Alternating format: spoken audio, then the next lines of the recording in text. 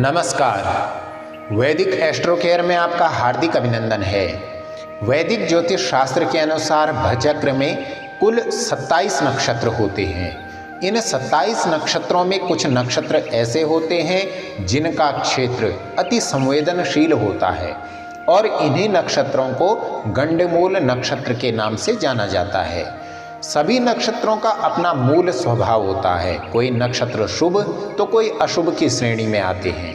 इन्हीं नक्षत्रों में से 6 नक्षत्र ऐसे हैं जो राशि संधि पर मिलते हैं। यह नक्षत्र केतु तथा बुध के होते हैं। जब केतु का नक्षत्र समाप्त होकर बुध का नक्षत्र आरंभ होता है तब यह गंडमूल नक्षत्र कहलाता है। आज हम गंडमूल नक्षत्र के बारे में विस्तार से चर्चा करेंगे। आप बने रहें वीडियो के अंत तक हमारे साथ एवं वैदिक एस्ट्रो केयर चैनल को सब्सक्राइब कर नए वीडियो के नोटिफिकेशन की जानकारी के लिए बेल आइकन दबाकर ऑल सेलेक्ट अवश्य करें। स्कंद पुराण, नारद पुराण जैसे ग्रंथों में भी अनेक स्थानों पर गंडांत अर्थात गंडमूल नक्षत्रों का उल्लेख मिलता है। रेवती नक्षत्र की अंतिम 4 घड़ियां और अश्विनी नक्षत्र की पहली 4 घड़ियां गंडांत कही जाती हैं। मघा, आश्लेषा, ज्येष्ठा और मूल नक्षत्र भी गंडांत हैं। मुख्यतः ज्येष्ठा तथा मूल के मध्य का एक प्रहर अत्यंत अशुभ फल देने वाला माना गया है।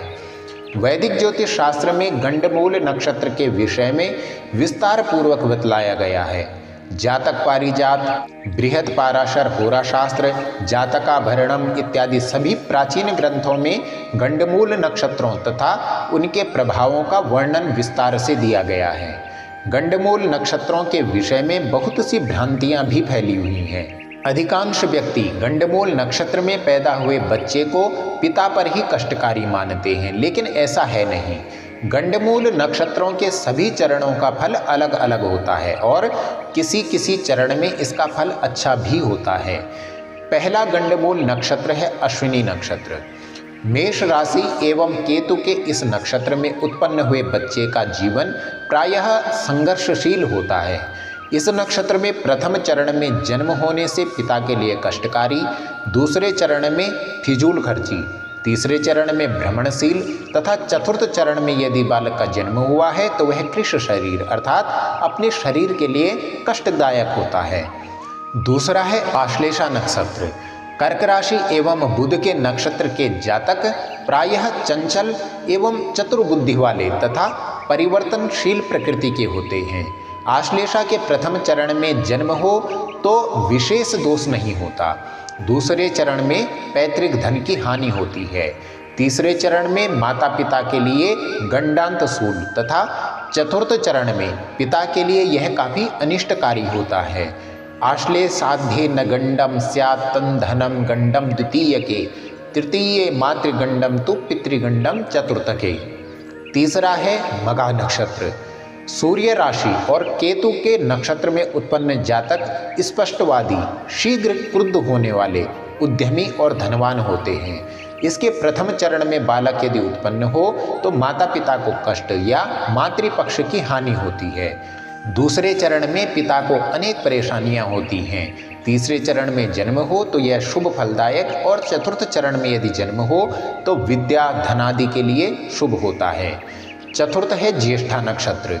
मंगल की राशि वृश्चिक एवं बुध के नक्षत्र में उत्पन्न जातक सरल हृदय, तीक्ष्ण बुद्धि, धर्मपरायण तथा उन्नति के कार्यों में अनेक बाधाओं से युक्त होते हैं।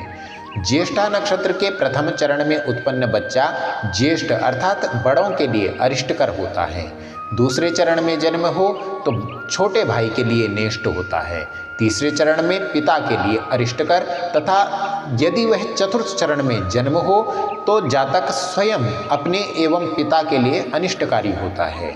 जातक पारिजात के अनुसार ज्येष्ठाद्यपादे ग्रज मासुम हन्याद द्वितीय पादे यदि तत्कनिष्ठम, तृतीय पादे पितरम निहंति स्वयं चतुर्थे मृतिमेति जातः।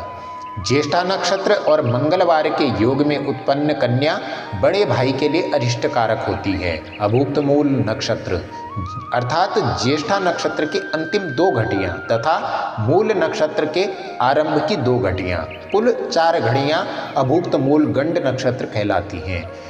इनमें उत्पन्न कन्या, पुत्र, पशु कुल के लिए अनिष्टकारी होते हैं। इनमें उत्पन्न बच्चे को बिना शांति कराए देखना भी नहीं चाहिए।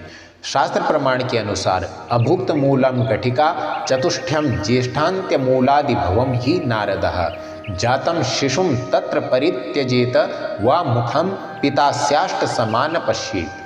अभुक्त मूल नक्षत्रों की आद्यांत घटियों के बारे में विद्वान आचार्यों में मतांतर भी पाया जाता है। जैसे नारद जी के अनुसार ज्येष्ठा मूल नक्षत्र की 4 घटियाँ, वशिष्ठ के अनुसार 2 घड़ियाँ तथा बृहस्पति के मतानुसार केवल एक अभुक्त मूल संज्ञक है।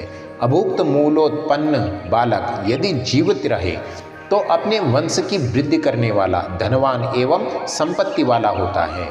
पंचम है मूल नक्षत्र। केतु के नक्षत्र और गुरु की राशि अर्थात धनु में उत्पन्न जातक धार्मिक रुचि वाला, उदार हृदय, मिलनसार, परोपकारी, धन वाहनादि सुखों से युक्त होता है। चरण भेदानुसार मूल के प्रथम चरण में उत्पन्न जातक पिता की हानि करता है, दूसरे चरण में माता की हानि, तीसरे चरण में धन का नाश तथा चौथा चरण इसका शुभ होता है।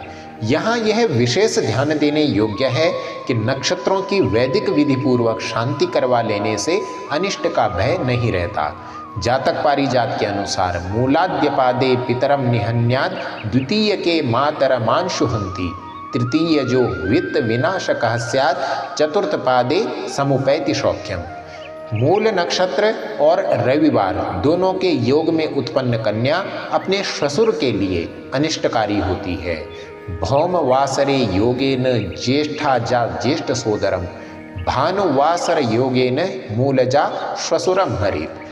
सूक्ष्म विश्लेषण हेतु मूल नक्षत्र की संपूर्ण घटियों को 15 द्वारा भाग देकर 15 खंड बना लेने चाहिए। प्रत्येक खंड का फल इस प्रकार होता है। प्रथम भाग हो तो पिता के लिए अनिष्टकर, दूसरे में चाचा की हानि, तीसरे में बहनोई की हानि, चौथे में पितामह अर्थात दादा की हानि, 8वें में चाची के लिए अनिष्टकर, 9वें में सबके लिए अनिष्टकर, 10वें अंश में पशु का नाश, 11वें में नौकर का नाश होता है, 12वें अंश में स्वयं जातक का ही नाश होता है, 13वें अंश में उसके ज्येष्ठ भाई का नाश होता है और 14वें अंश में जातक की बहन का अनिष्ट होता है। अगर 15वें में हो तो नाना को कष्ट अर्थात उनके लिए यह अनिष्ट होता है। षष्ठ है रेवती नक्षत्र। बुध के नक्षत्र और गुरु की राशि अर्थात मीन राशि में उत्पन्न जातक सर्वप्रिय, विद्यावान, सुंदर आकृति, तर्कशील एवं धनवान होता है। रेवती के प्रथम चरण में जन्म हो तो राजा के समान वैभवशाली, दूसरे में मंत्री के समान सुख साधनों से युक्त, तीसरे में जन्म होने से धनवान तथा चतुर्थ चरण में जन्म होने से माता पिता के लिए अरिष्टकारी होता है। दिवा जातस्तु पितरम रात्रो तु जननीम तथा आत्मानाम संदयोर्हंति ततो गंडम विवर्जयेत। गंडमूल नक्षत्र शांति के लिए आप स्क्रीन पर दिए गए नंबरों के माध्यम से हमसे संपर्क कर सकते हैं। वैदिक एस्ट्रो केयर आपके मंगलमय जीवन हेतु कामना करता है। नमस्कार।